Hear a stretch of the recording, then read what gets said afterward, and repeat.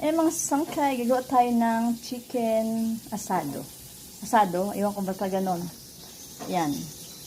Tapos ng Pasko, pag-aralan natin gumawa ng ganyan. Parang style ham. Chicken ham. Ayan, ininit ng kawali. So, ipa-fried muna natin itong chicken. Ano to, buo? Nalinis ko na yan. Ilang araw na kasi to. Freezer ko ulit. Templado. So, let's go. Ayan, mainit ang kawali. So, ipa-fried lang natin. Ganyan natin lagay. Kasi yan. Karan. Ayan lang natin. Takpan natin. Mahinang apoy lang ang ginawa ko. Hindi yata makakain na lang ito. Mahinang apoy lang gawa ko. Ayan mga sangkay, check natin. Tapos balik ta rin natin.